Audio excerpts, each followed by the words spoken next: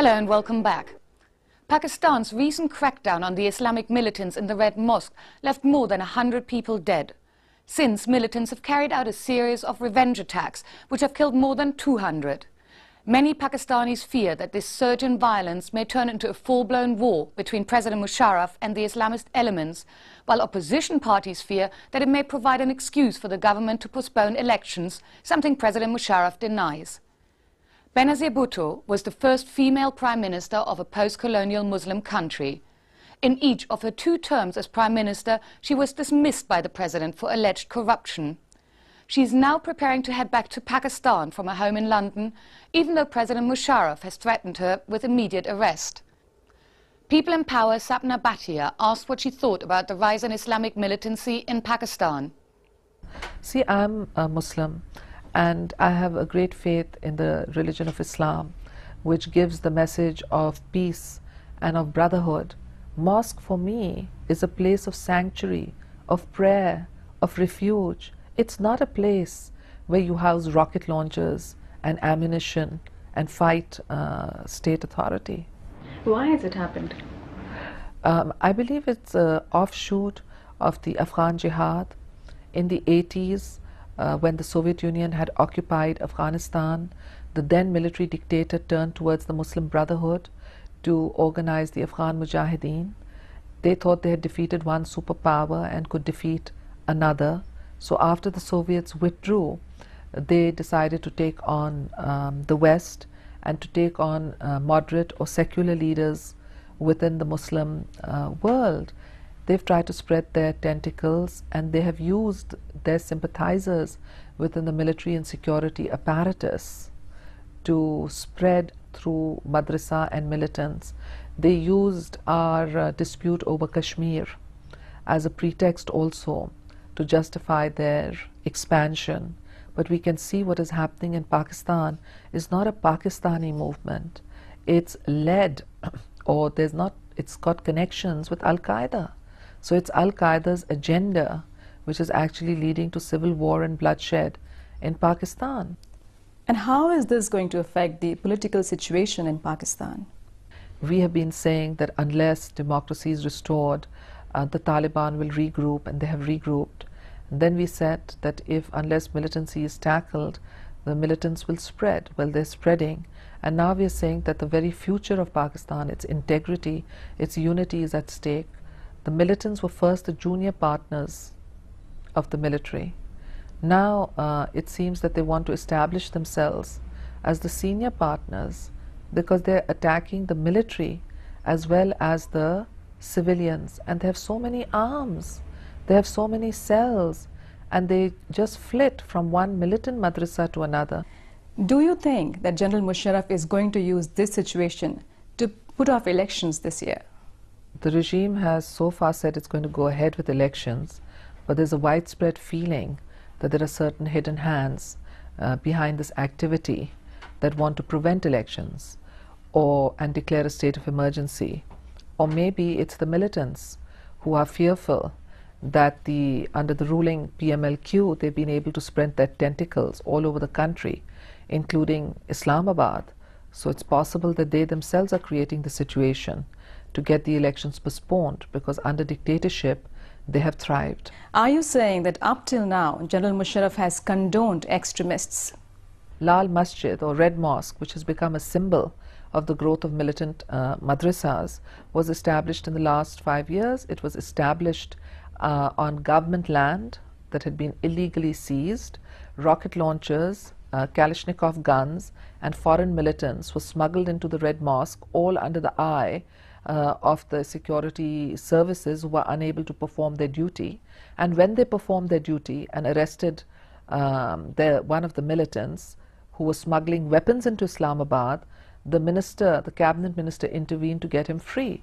Cabinet ministers have defended suicide bombings. There has been a lot of talk about a power-sharing deal between General Musharraf and you. Any substance to that? I would say that's premature. The doors of dialogue have been kept open. We believe in negotiations and dialogue. And our dialogue has been focused on the facilitation towards democracy.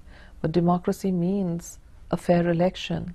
And I'm afraid when I see statements like the one by the Election Commission of Pakistan that rejects the complaints that we have given of the disenfranchisement of voters, then I feel disappointed, because I don't believe that there can be a facilitated transfer to democracy unless there is a basic understanding on how fair elections can be held. Our back channels assure us that they will deal with the issues of providing a level playing field for all political parties, as well as holding fair elections and creating a balance of power between the presidency and the parliament. But so far, these have not turned into reality.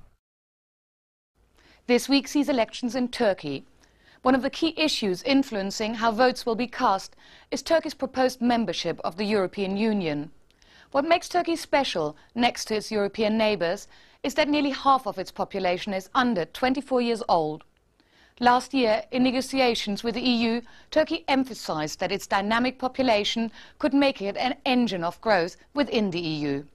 But just what do Turkey's young people make of joining Europe?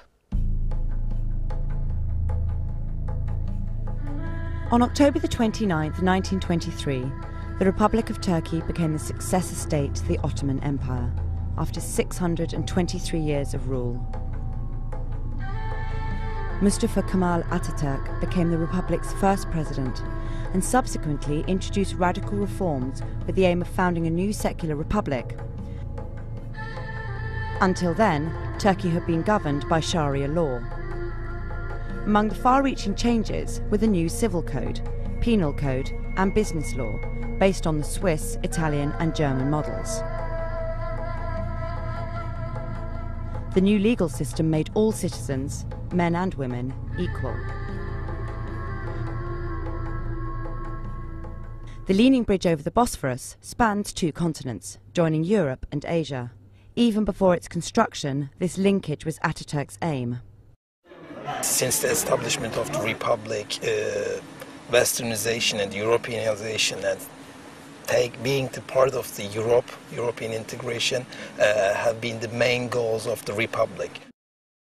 70 years after Atatürk, Turkey is still not yet part of the European Union. Young metropolitan Turkey, as seen here in Istanbul, is very different to rural Turkey in hopes and habits. Özge Dering is attending a rock music club with her boyfriend. For her, membership of the EU is not a big issue.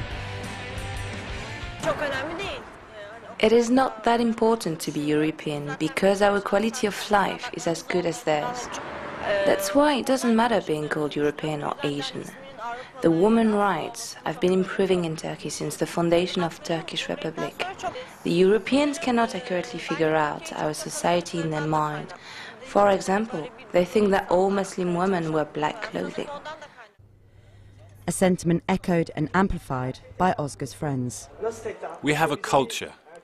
We have a tradition inspired by Atatürk. Atatürk is like our father, the father of our entire country. The EU requested the removal of Atatürk pictures from government buildings. It is impossible to do that. Moreover, the problem is Cyprus. The southern part of Cyprus urges EU, and EU urges Turkey to come to a solution that is favourable only for Greek Cypriots.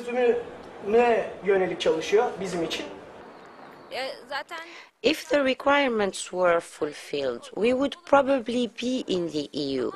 However, joining the EU is still a controversial issue in Turkey. Why do we join EU? If it's necessary to take steps back in Cyprus, change our cultural identity and accept treaties that are in favor of other parties. It is true that Turkey still has a lot of progress to make in order to reach the European Union's level, even if it has already made big steps forward in satisfying the criteria.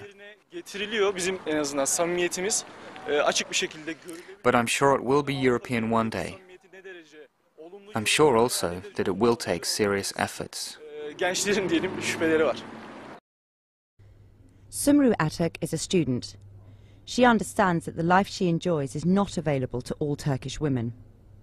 All of the girls don't have this kind of freedom in my Turkey. I know many friends of mine, whose families don't let them go outside, for example, at night. It's a very problem for them. And for example, some families don't let their daughters to have boyfriends, and girls have to lie to their families. Nadid is also a student. Her view of freedom is in direct contrast to Sumru's. We wanted to film her at university, but under Turkish law, she cannot wear the hijab or headscarf. She was not prepared to be filmed without it. We have the male-dominated society. In Turkey, it's also like that. Women doesn't have the same rights like men. In law says that women and men is equal, but in society, people don't act like that. Men always have more rights than women. Of course, I have differences between me and the girls who live in other countries. First of all, we have traditional, cultural differences. We have different expectations from our family, from our society. Also, our lifestyles are different.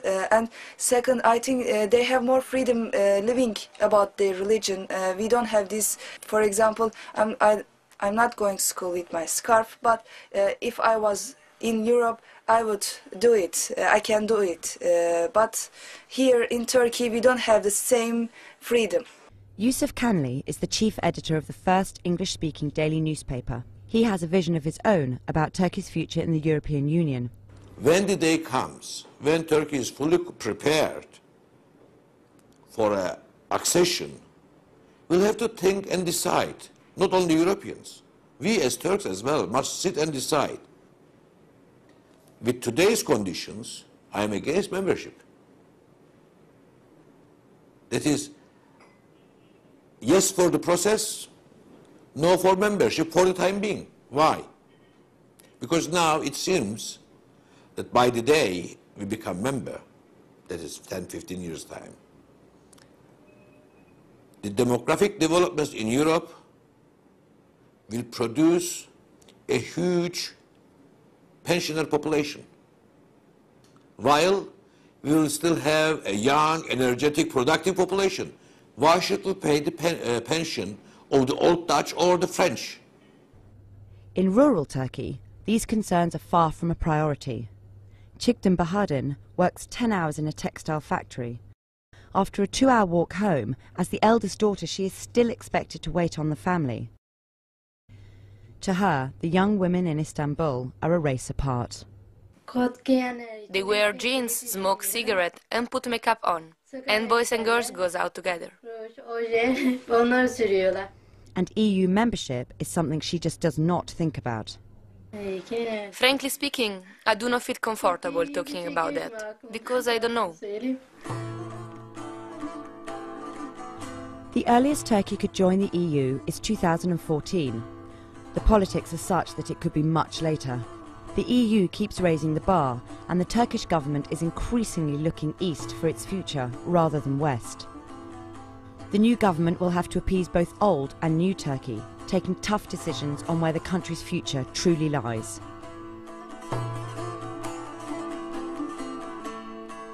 That's it for the programme. If you'd like to contact us, email us at aljazeera.net/English. Until next time, goodbye. The 80s, when the Soviet Union had occupied Afghanistan, the then military dictator turned towards the Muslim Brotherhood to organize the Afghan Mujahideen. They thought they had defeated one superpower and could defeat another. So after the Soviets withdrew, they decided to take on the West and to take on moderate or secular leaders within the Muslim world. They've tried to spread their tentacles, and I'm a Muslim and I have a great faith in the religion of Islam, which gives the message of peace and of brotherhood. Mosque for me is a place of sanctuary, of prayer, of refuge. It's not a place where you house rocket launchers and ammunition and fight state authority. Why has it happened? I believe it's an offshoot of the Afghan jihad They have used their sympathizers within the military and security apparatus to spread through madrasa and militants. They used our dispute over Kashmir as a pretext also to justify their expansion. But we can see what is happening in Pakistan is not a Pakistani movement. It's led, or it's got connections with Al-Qaeda. Something President Musharraf denies. Benazir Bhutto was the first female prime minister of a post-colonial Muslim country. In each of her 2 terms as prime minister, she was dismissed by the president for alleged corruption. She is now preparing to head back to Pakistan from her home in London, even though President Musharraf has threatened her with immediate arrest. People in Power Sapna Bhatia asked what she thought about the rise in Islamic militancy in Pakistan.